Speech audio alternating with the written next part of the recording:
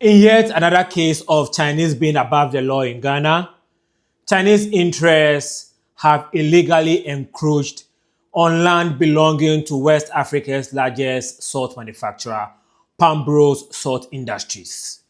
So this is a story that has been developing since August 2024, but it is now getting to a point where we have to address it together as a nation because Ghana police, national security personnel, and land guards are reported to be aiding the Chinese in this illegal encroachment. And why am I calling it illegal encroachment?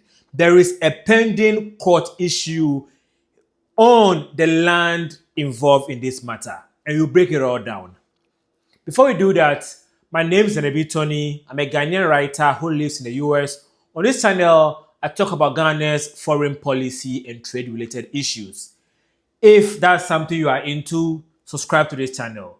Now let's get into it. So, Panbros Salt Industry is the oldest salt mining company in Ghana. It has been operating since 1958. That is important.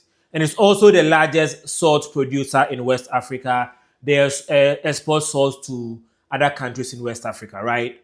And so I said in 1958 is important because Panbros Industries Limited has a 90-year lease to use the site for their salt mining.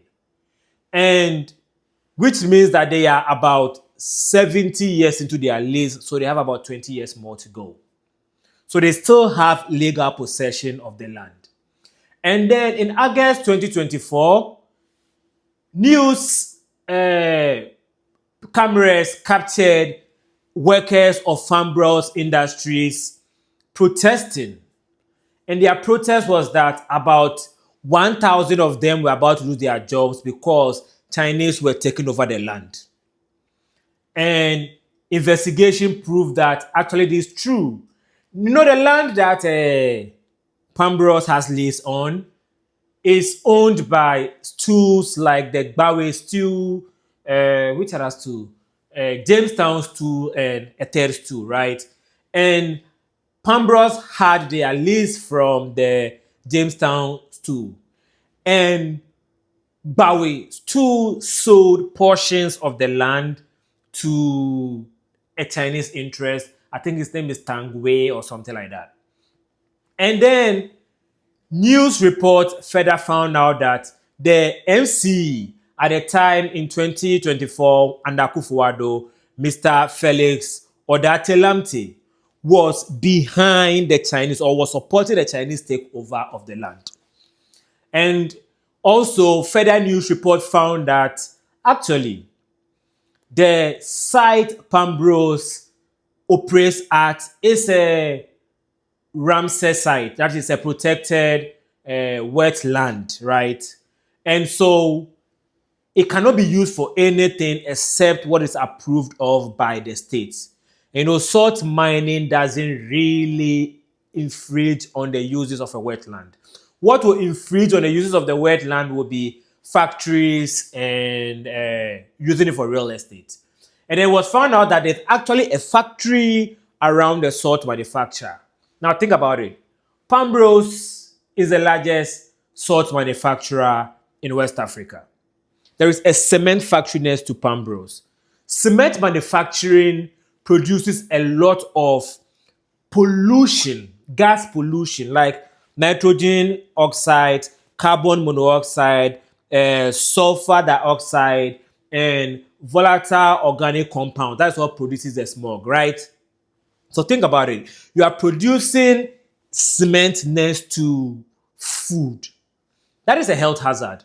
And so apparently the people who work at Panbros told this to the government, and the government said, oh, we'll look into it. They haven't done that yet.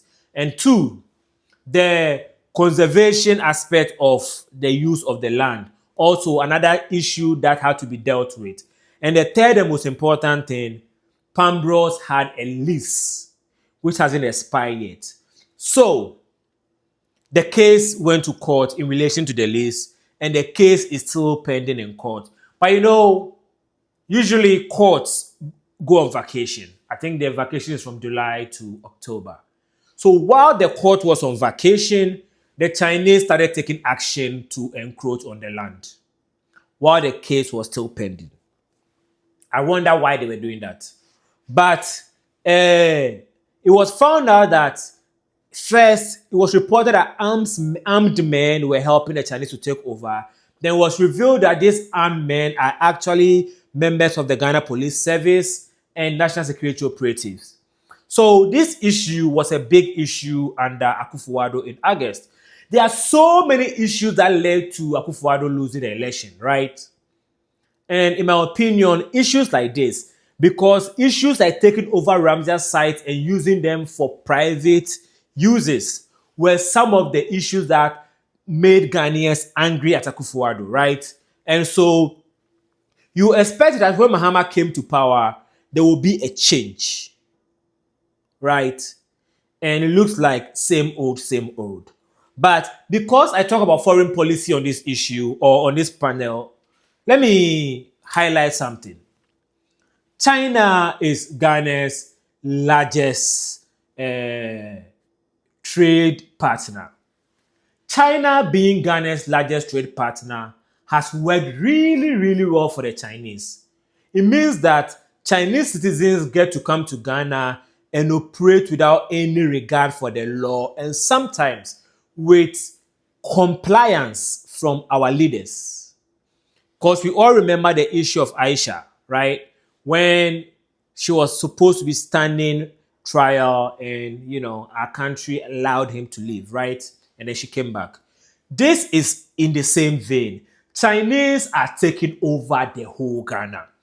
I've done a video on this channel in the past. Maybe I'll put it at the end of this video where I talked about how Chinese are taking advantage of the fishing industry in Ghana. And now they are trying to eliminate the salt industry too. So think about it. Ghana produces about 1.2 million tons of salt, which we export to other countries. I believe Panbros produce about 250,000. I'm not very good with saying numbers out loud, even though I'm a very smart person. And so when we start losing companies like Panbros Ghana Limited, which is a wholly Ghanaian owned company, what do you think is going to happen?